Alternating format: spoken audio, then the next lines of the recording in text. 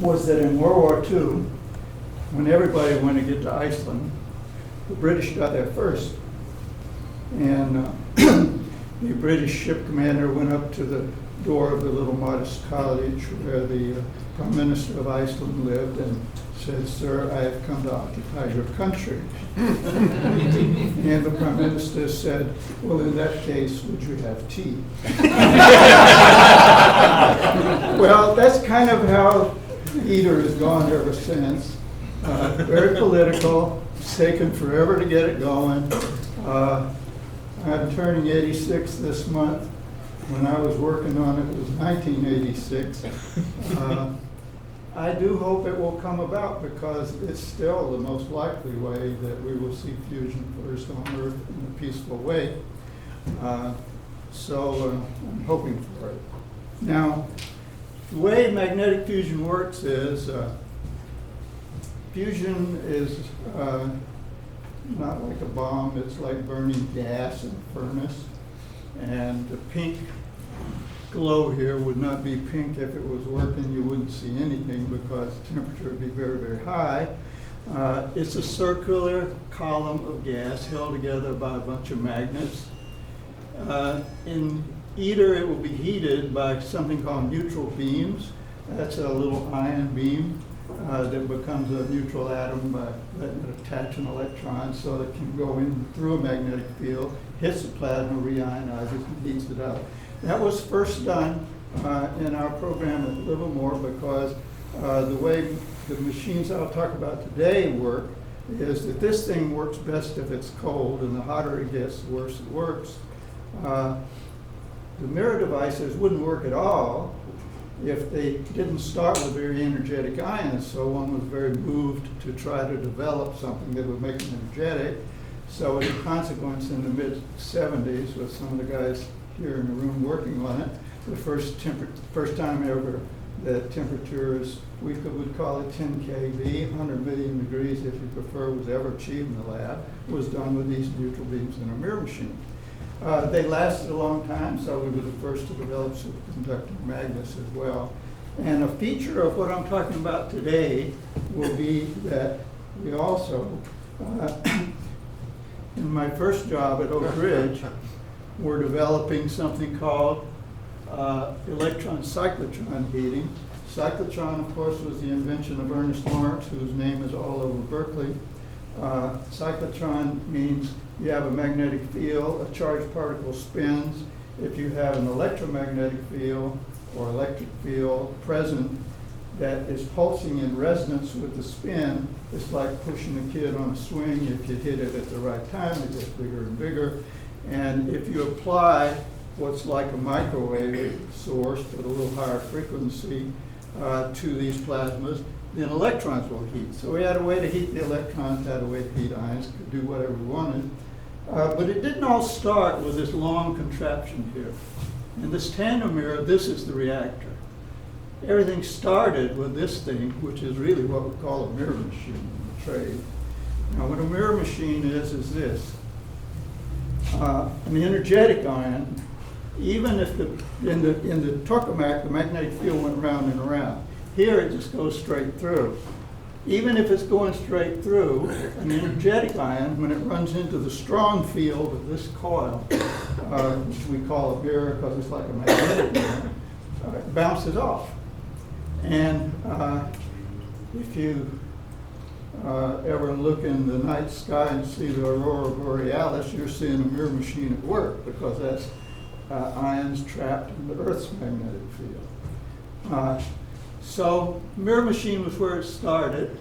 The man who started at Livermore, his name is Dick Post. He died in 2015 at age 96. He was at work 3 days at Livermore before that, still churning out more patents than anybody else at the lab. And on the day before he died, he called his piano teacher to say he would postpone the appointment. Well, Dick's the most inventive guy I've ever worked with. He not only started all this mirror stuff, he developed a flywheel so compact that it holds energy better than batteries. It's too bad it's never quite made it to the car industry. That was where we headed.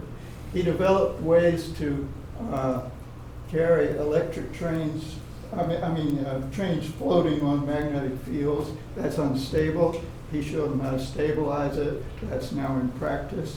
One of the best things he ever did was that the Navy called one day and wanted him to learn how to shoot rockets magnetically before they had to burn up all that fuel to get it off the ground.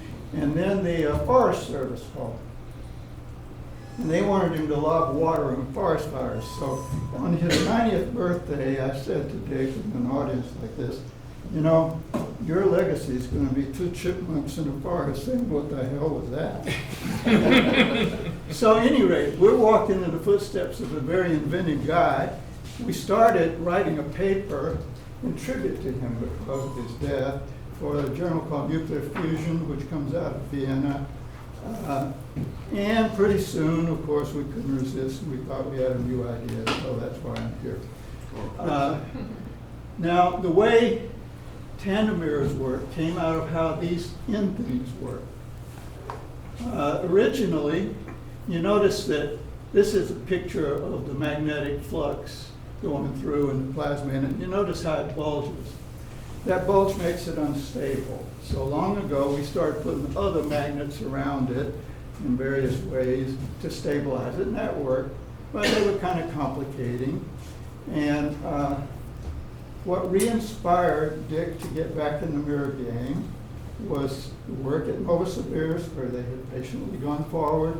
A man who now is at Livermore named Dmitry Ryatov had come up with ideas that we really don't need all that complicated thing. We can go back to these simple mirrors if we take advantage of the fact that when the field lines that bulge leave, they bend the other way, and that's stabilizing. So if something is flowing out here, it can stabilize what's over there. And experiments have been done that show that that is in principle correct, and that's what got Dick rethinking. So he came up with something called the kinetically stabilized tandem mirror, which was how to put something out here that was enough of it that would keep it stable, even when very little was coming out of here because it was working so well. Now, to make a tandem mirror out of it, the idea is this. So these neutral beams put particles in a way that they're very energetic, and they're caught between these mirrors. They're ions. They have positive charge. Positive charge would repel an ion trying to run into it. And so if we could make the positive charge of these ions be seen by ions over here, when they come out, they bump, they go back, they go over here, they bump, they go back, and they're caught.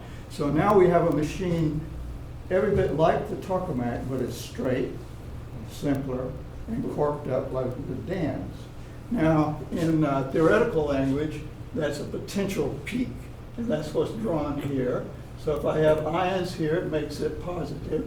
Now, the reason it's net positive is there's so many ions, you've got to have electrons, but the electrons scatter and leak faster, so it would turn positive, and so it always will make a positive peak. So it's almost like a capacitor, if you were an electrical engineer. It just charges up. So you have to have the beams to have positive charge. You have to have electrons that get hot trying to leak that make the potential, and ECH can make them hotter. That's the game. Okay. So what's new? So we get rid of putting all the jiggly magnets around and go back to circles because the outflow can stabilize it. Now, there was a talk here, I believe, by Professor White from MIT, maybe last year, and it was about developments in magnets, superconducting magnets. Last week, my wife went through an MRI. MRI is magnetic resonance, whatever. The MRI machine that she went through probably was derived from the mirror project I worked on at Livermore. The reason is that we were building big mirror superconducting magnets before anybody. We taught General Dynamics how to do it. They bought General Atomics. They taught General Atomics how to do it. They all hooked up with Toshiba or somebody in Japan.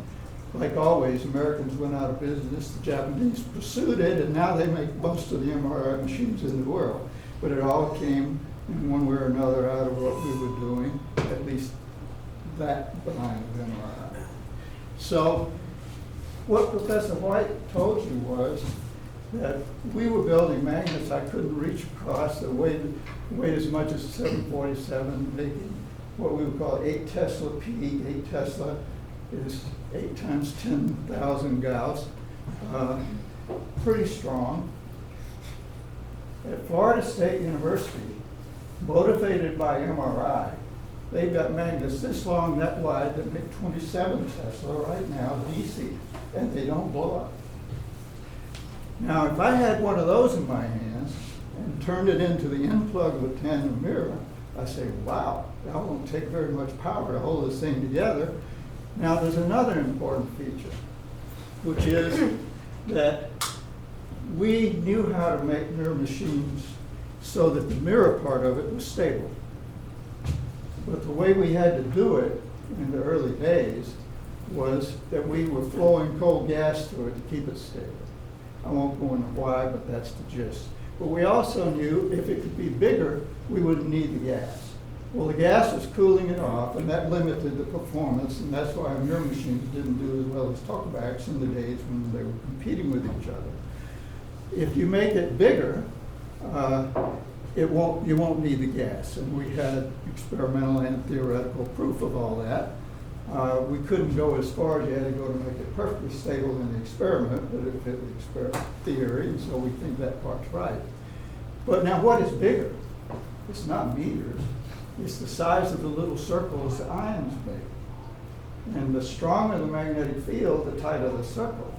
So now we can have, where we had 3 or 4 of those circled across out at Livermore, we can have 25, and Professor, not his magnet, but the one at FSU. So I've now got a machine that can be not only a mirror, not only simple, not only very high field, but stable. Then finally, the same development of magnetic fields can make the gyrotron device, not a microwave oven, produce higher and higher frequency electromagnetic radiation, so I can make a cyclotron. No matter how strong the magnet is, I can still make a cyclotron out of it for heating electrons. So that's the combination that make them circular, stabilize it by just the expansion of the magnetic flux coming out the end. A very high field, so it's all small, won't take much power, and shoot a lot of ECH at it so that it makes a big potential that'll hold very energetic ions. And if those ions could hit 150 kilovolts, this becomes like that diesel bus that the kids drove across America putting garbage from McDonald's in the tank. It will burn anything because all light element cross sections begin to hit their best at about 100 to 150 kilovolts. Some are a little higher, but by then they radiate themselves to death. So 150 kilovolts is the name of the game. If you've got an MEV beam, 250 kilovolt electrons, you will be able to hold 150 kilovolt iron and burn anything. Now, not all things burn beautifully, and I'll come back to that. Okay, how is it that we're going to get the potential so high that it will confine 150 kilovolts? The technology is ECH. The reason is magnets getting so much improved, but the principle was not my second big job at Livermore, but my first job at Oak Ridge. The introduction of electron cyclotron heating into the game was at Oak Ridge. I worked with the guys who started it. And what they found out immediately was that electron cyclotron heating could make a plasma out of gas and heat it to 250 kilovolts without a blink. And the reason it could do that is straightforward physics. How it heats it is first RF the accelerator. Here's the leak. The leak has got a time. The time is collisions among the electrons. They collide slower and slower the hotter they get, so it's runaway. You start to heat it. If you ever get it off the ground, it's easier as you get it hotter and hotter and hotter and hotter, and it was without a blink. Kilowatts were producing 250 kilovolt electrons. Now these electrons were spinning up like the ions from the neutral beam and held by mirrors. To make a potential, you have to have the ions there, you have to have the electrons hot enough, but not held by mirrors. They must be trying to get away. So you must have ions confining by the electrons that are colliding, trying to get away, runaway heating that brought them up to 250 kilovolts while they're trying to get away, and you end up with potentials of 400 kilovolts that will hold 150 kV. Now, what do we know that makes this story more than just hot air? Well, not the whole thing, but what we know in pieces is that, first of all, just as I said, I was there when we were making 250 kilovolts for 1 kilowatt. In Novosibirsk, they've now done the important thing. They don't have a perfectly stable set of ions, so they still have to gas it to death to keep it stable, but they are able to now get the beam to hold onto the electrons so that electrons become thermal, that is to say, trying to get away, which is to say they'll make a potential. So this 1 kV is now making kilovolts of potential. We have evidence from the same experiment at Novosibirsk, they call it the gas dynamic trap, that the expanding magnetic field does and can stabilize circular magnets. We had at Livermore already up to, I believe it was maximum 6 of those circular orbits across, showing took less and less flooding of gas to make it stable, like the theory said. And a student of this department working with me developed a code to transfer all of the information that we had at the time, this was the early 2000s, about how tokamaks leak, which would be how the middle of this machine leaks, into codes and see if it made sense. And it worked. We got high fusion gain on a computer at least. Okay, so that's what we know about it, kind of limited, but encouraging. Now then, the question for nuclear engineering is, well, nice toy, is it a reactor? And so we did what we could in a paper.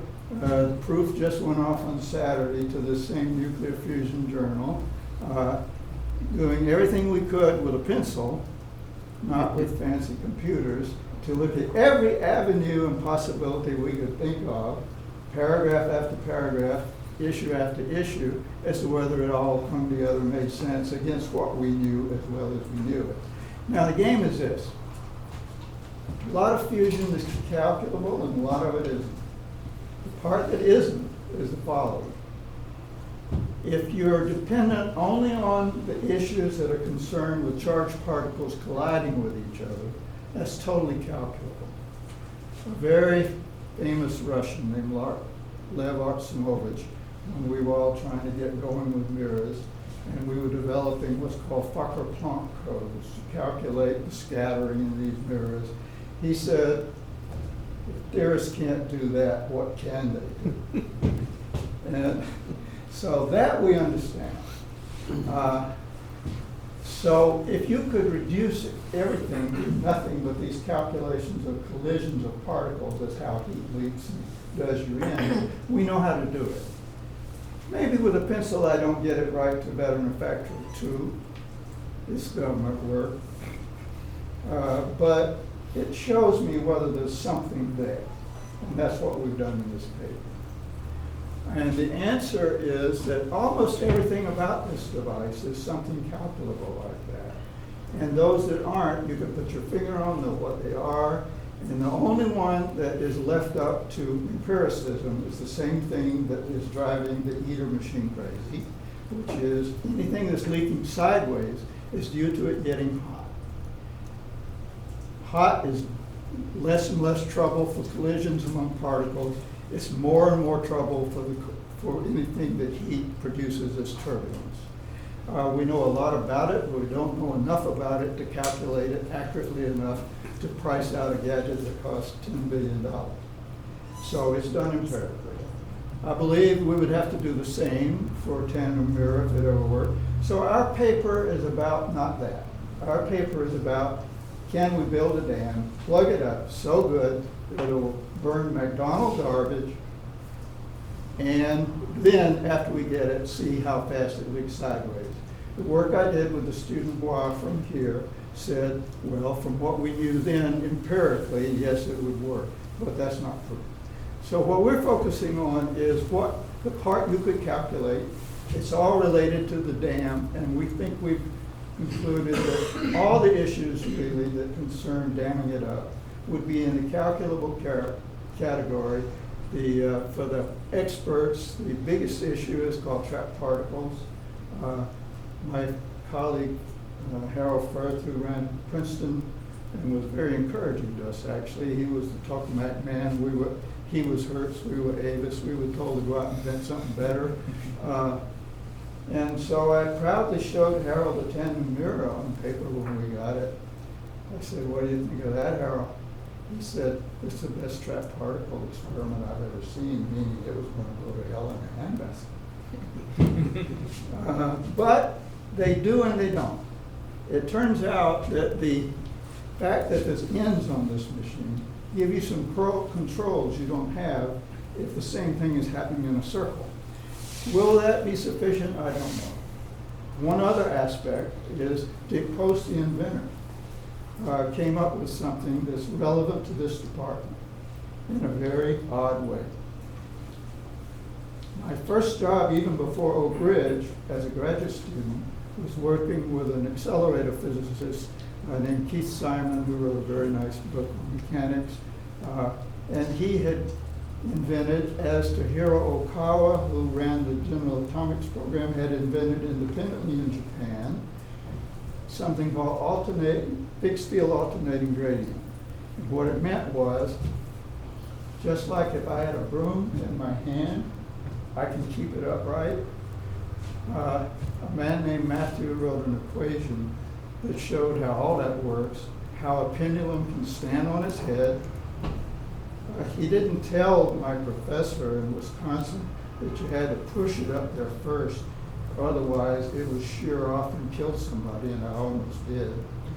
But if you get it in the right position, it'll stay there. And what it is all you have to do is oscillate the fulcrum. Well, all you have to do is oscillate whatever it is you want to stabilize. And Dick Post realized that we had electron cyclotron heating going on, applying pulses in the manner that you would put audio on an FM signal, put a pulse signal on top of a gyrotron signal, would be a Matthew equation stabilization. And Larry Ruby of this department spent a piece of his retirement studying the Matthew equation to the point that he published a beautiful paper about it in the American Journal of Physics. So what goes around comes around, right? If you live long enough, you've seen it all, but you discover it's all the same. Okay, so now, is this a reactor or not? Well, the point of the tandem mirror is that you have to put in power to make it work. That's why the plugs. You have to put in power to keep the tokamak going, because if it's DC, you have to do something to keep the currents going.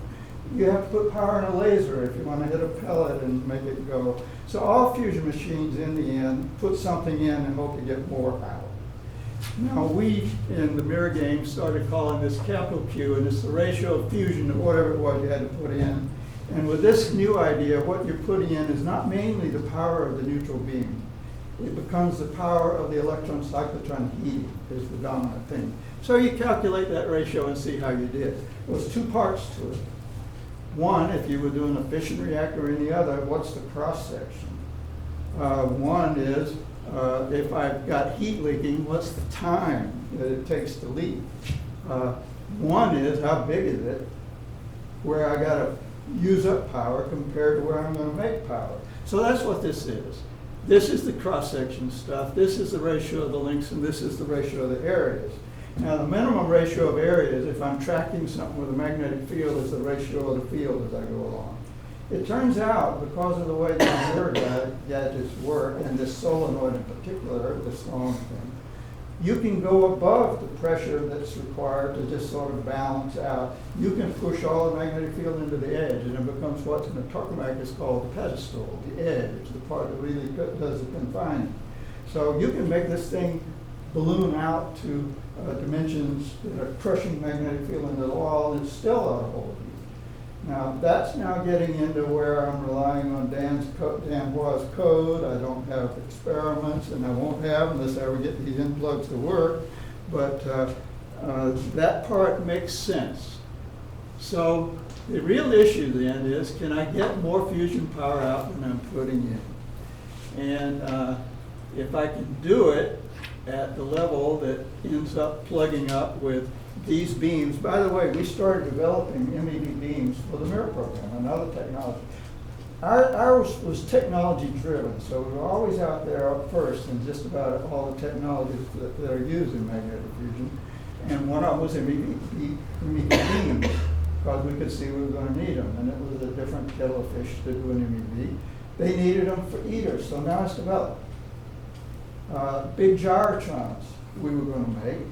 They needed them for eaters, so it's developed.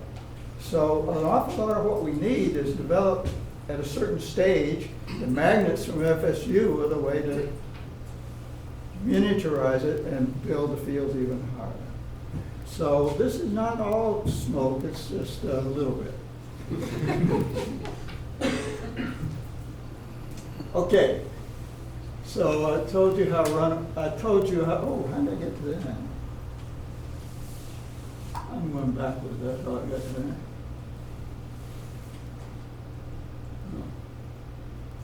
I can't even work my cell phone. Okay, now, if you did have a way of getting enough power out, and I just showed you crudely how you calculate it, then you got to do something to collect it. Well, anything that was charged related went out to the end. These big expanders become also your heat sink. It's a nice way to get rid of it, and the tokamak is all wrapped up and it poses issues. Here it's quite natural. So the only thing we have to collect going sideways is whatever came as neutrons and whatever was radiation in here, principally brimstone. Anything that's cyclotron related is at a frequency that bounces off metals. So that's not a loss. What is a loss is brimstone and neutrons. Now that's where advanced fuels come in. If you can burn anything, you might as well look around to see if you can burn some that do not require so much neutron engineering. Now the thing that works best is a combination of deuterium and tritium. The reason is the burning temperature is 10 kV, not 150. It's already going at 10 kV, and that's why the tokamak is based on trying to get to 10 kV, everything. And 10 kV was easier to get to than 100 if you were fighting issues that the tokamak fights. So ET has become the norm. Even in a simple mirror, it still works better at 100 kV. So again, you got a diesel engine. If it'll burn anything, it'll burn everything. Now, if you weren't making 14 MeV neutrons, this might eventually be a shield, not a complicated thing breeding tritium out of lithium, which is the way the standard thing operates. Even if you only had a little neutrons, you got less. So my colleague Ralph Moya, who is the other co-author and couldn't be here, is an expert on all those things, wrote appendices assessing in our paper that we're publishing the issues of to neutron and not to neutron, etc. Up to and including, if I could minimize the neutrons to a few percent, just throw it away and make a shield out of it, and don't try to do anything fancy about neutrons. That's getting this simpler and simpler. This magnetic field is just circular coils. The field can be very weak because we can hold a lot of pressure with this type device. So this is beginning to look like maybe not too expensive. modular. You can get at it. Now, about fuels. So this, I think one of the blurbs that went out about this was written when I was going to give this speech first before my wife broke her leg, and that was in October, and I listed all the kind of things you might burn. One I listed actually won't ignite, so I'm not talking about it today. It's boron. They're trying to burn boron in a machine called Tri-Alpha, a program called Tri-Alpha. It won't ignite. That's provable. And if you want a machine that's short like theirs, so what? It's a Wedgwood burner, we would call it. But if you want one that's long, makes more power the longer it is, the middle better be ignited. It's burning by itself. And so I'm not going to talk about boron. Helium-3 is beautiful, but I don't live on the moon. And that's the only place where there's a lot of it. So what I'm going to talk about is DD, deuterium only, 1 part in 10 to the 5th of all water. The little girl who wrote me when I was chair and wanted to know if we would drain the pay, I wrote her back and said, no, I didn't think so. I'm going to talk about DD and DT for comparison, because DT is probably going to be the first thing no matter what kind of machine you make. It is a little easier. Okay. Now, interestingly enough, DD is itself a breeder. DD makes helium-3 and it makes tritium. So if you fed those back immediately as gases, you've got a breeder that did not rely on a material blanket to do the breeding. It's just bred it out of gas, you feed it back, and you feed it until it burns up. And that means the right way to calculate the reaction is, what is the rate for DD? That's the prime maker. But the energy is everything you got out of burning up the helium and the tritium completely if you recycle it long enough to burn them all up. So the energy is not what a DD makes, which is not much, but it's slightly more than what DT makes. Neutrons, if I do the following, is a whole lot less. And the idea is to store the tritium and let it decay in 12 years to become helium-3. Now, there's big issues with that. We have a section in our paper on proliferation issues. Tritium has, in the fusion world, long been not regarded as very much of a proliferation issue. And the reason is, nobody's yet thought of how to make a hydrogen bomb except have an atom bomb. And so stealing plutonium and uranium is where the issue is, not tritium, which is kind of all around. Nonetheless, it is not a non-issue. It is 12 years worth of storage. I forgot, it's in the paper, but I think it was like a kilogram or more. Or was it 100? I don't remember. But it's non-trivial. It's in our paper. So that would be an issue. But if you could get away with that, you can now reduce the neutrons to 7%, most of which are 2.5 MeV, not 14. Now it's down to where I can think about just forgetting about the neutrons except as a damage and design a shield, not a high pollutant blanket. So that's why to look at that. This F is that factor that had the cross section. It's a lot more favorable. Big is favorable, a lot more favorable for DT, and yet I'm going to show you I can make a DD reactor that's just about as good as DT. Okay, so here are some examples where, again, with very simple formulas, you could think of it as 0D everywhere, you know, just treat the density as constant, this, that. And I want to focus on these two. So this is the magnetic field in that end plug. It's the one that Professor White's lecture is saying we can make it higher and higher, smaller and smaller. This is the field in that long solenoid. A 1 Tesla solenoidal field is to be compared with 5 Tesla in the middle of something that's 13 Tesla on the edge in the heat. Because when you bend it in a circle, the field is really compact in the middle, weak in the edge, and so to have 5 out here, you got, I think it's 13 in the middle, something like that. So if I have a DT reactor, putting together everything, 1,300 megawatt electric, The magnetic energy stored in the device is 1/5 of ITER. And this is a working reactor. ITER is really still an experiment despite all. That's not a cost measurement, but it's indicative that it must be cheaper to make that part be the reactor than a circular closed device be the reactor. Now, jump down here. This was with a magnetic field that I could get with the magnets that are being done at FSU right now. This is the field between the coils. It's not the field at the coil like they're reporting from Florida. That 27 Tesla going for 30 is a field of a solenoid long enough that it's uniform. This is non-uniform, so it's at least twice on the coil what I'm using. It could be 3. That's where now details of design are going to be tricky.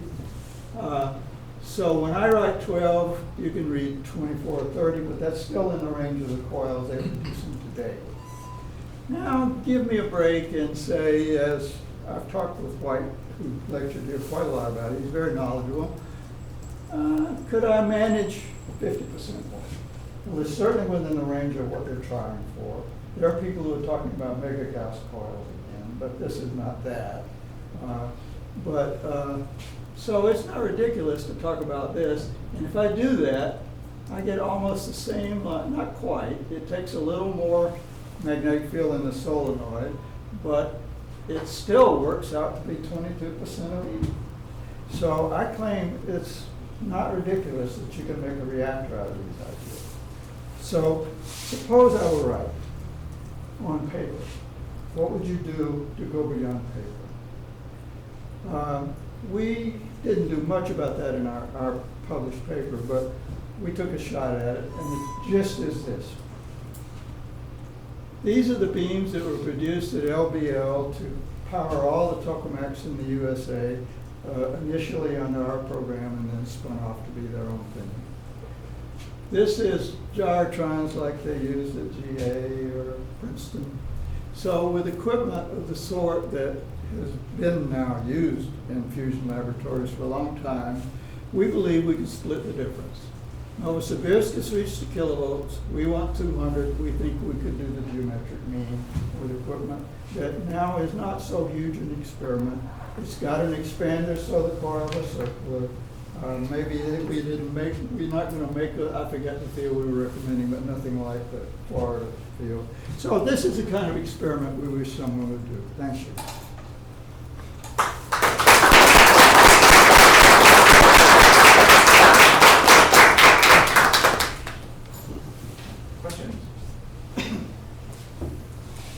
Yes. What did you use for the fraction of the synchrotron that would be reflected? We used George Miley, 99%. But it didn't matter. I mean, it could have been 1 or 2. Well, at 250 kilovolts, that's huge. Not the fraction off the wall, no. No, the amount of the amount would be radiation. if it was a large percent. Yeah, so if you Well, it's not as huge as what's going to hit it from brimstone.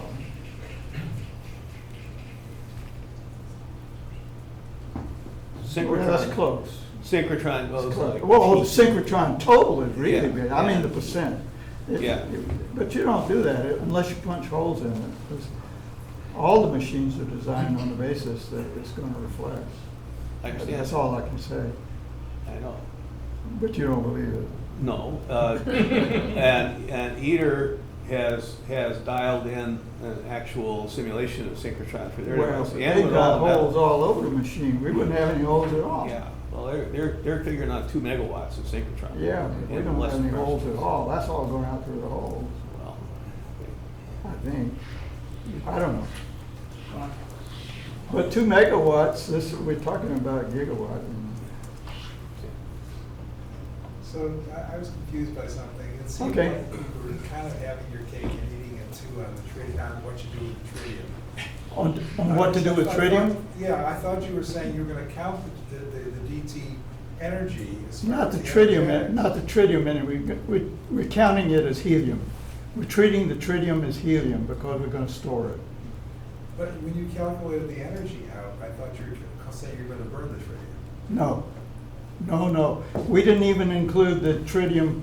We didn't even include the tritium energy from the DD because we're going to have to get rid of it, or else it'll start making the DT reactions you're thinking about, and we don't want it to. So how did that energy, the energy out, get for DD get to be bigger than the DT?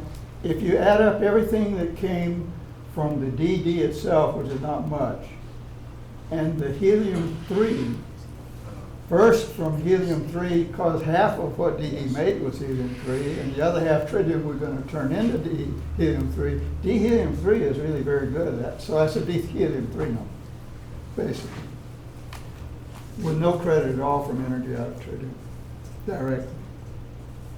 Now, if you burn the tritium, you're going to get half as many neutrons as you would out of a DT reactor, et cetera, et cetera. So the Now, second- I should also say, and we address all these issues we could think of in the paper, and we had very good reviewers. We went over quite a lot with them. I think we've caught, on paper, all the issues that are likely to come up. And one of them was, hey, this thing left to its own desires would burn an awful lot of the tritium whether you like it or not. And you, in fact, have to eject the tritium. That's true. Fuel management is not a trivial issue in fusion machines. And in fact, you can often optimize by taking 80% of the energy as an energetic particle runs down, throw it out so it's not a dilution of the fuel, things like that. More serious is things like this tritium, and we worked out that it was, and we worked it out in the paper, it's a significant burn if you just let it do its thing, even if I'm going to recycle it. On the course of just trying to get out of there on its own, it would still burn up a good bit of it. So the answer is you have to kick it out. Now, there's been a lot of work on that because that's a universal problem, getting rid of helium garbage, getting rid of everything. The method of choice that we found was work at Karlsruhe, where they had it was actually for a stellarator, but they're all the same. And a Lohr hybrid, which can be resonant individually with almost any ion you can think of, because it's not like cyclotron where it's just a mass to charge ratio so that a D looks like something else. You can isolate every single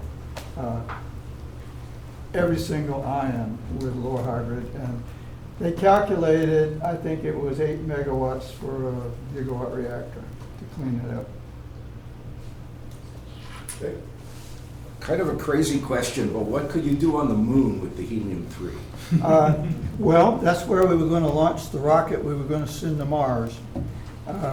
Burning fusion, it was going to be D-helium-3 right off the moon. There's a good bit of it up there. Jerry Kolsinski at Wisconsin was the first I know of to make a lot out of that, but not in my lifetime.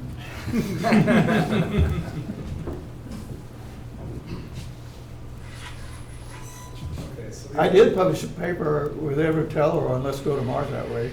But if you just made it as a reactor on the moon. Oh, it's a very good reactor. It's what I wrote for the energy output with no neutrons.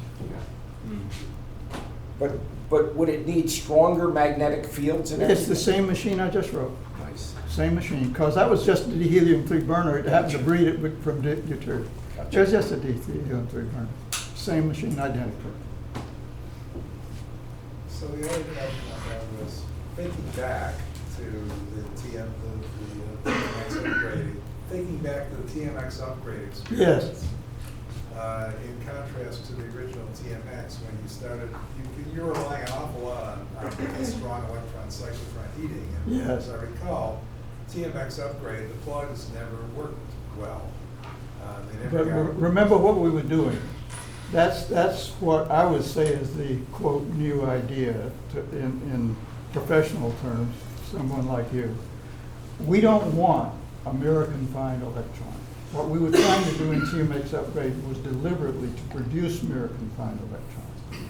And in fact, we quote you in trying to work out the consequences of doing all those things, one of your papers, and how to think about this. The right way to think about this is we don't want a mirror-confined electron.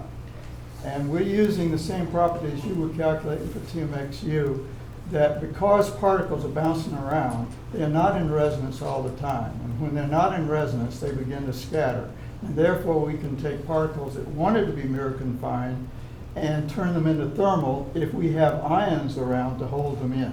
See, those elements were not there. They were deliberately not there. Even the thermal barrier that you're referring to, we actually threw them out sometimes. So it's very different. The idea here is to simply use ECH heating to create runaway of particles that, because they don't stay in resonance, can thermalize, but cannot get away, and it works out they have 200 collision times before they leak, and therefore it's going to be very thermal. So that's worked out. Why don't I show you after? That's a little more detailed question, but we worked it out. Copying you, of course. Yeah, I don't know if Ralph Moyer talked you into using direct conversion on this, but Yeah, we put that in paper too. it seems like for the DD catalyzed fusion, you'd require it, because otherwise the reaction products coming out at MEV-ish energies would be buried deeply in the materials at the end walls. Whereas if you direct convert them, you could reduce that energy and you could maybe recover them as gases. Well, we addressed direct converter in the paper, but the short answer is that this expander has three functions. One is the stabilization of MHD that I mentioned. One is isolated electrons. That was what we were doing in all the mirror machines, expanding the field, keep secondaries from coming back. Dmitry Giotov had worked out exactly the formula for that. We use it. And then the other function is direct conversion. And what it works out is that unlike some of the designs that were done in Dick Post's early papers on this, the best idea is to let the field flare. That does the MHD in a very short distance. In almost the same distance, you've isolated the electrons, and then straighten the field out, and that makes a perfect direct converter. So it's two-stage. One stage does direct conversion and electron isolation. The second stage is direct converter. The challenge is MEVs, because that's big insulators. So we didn't attempt a design, but we flagged the problem and did some doodling that we didn't think, even for this paper with respect to what come up with. Well, the last time I saw Dick Post, Yes. who was actually a day one employee at Livermore, as you mentioned, he was in September 1952. I saw the roster of the first, 100 employees of Livermore. It was at John Lindell had a little celebration for him in the West Cafeteria when he won the Maxwell Prize. And he gave a very funny talk. Of course, you'd always bring Dick out for this. And he said the most important qualification for a fusion engineer was the gift of immortality. So, a little better luck.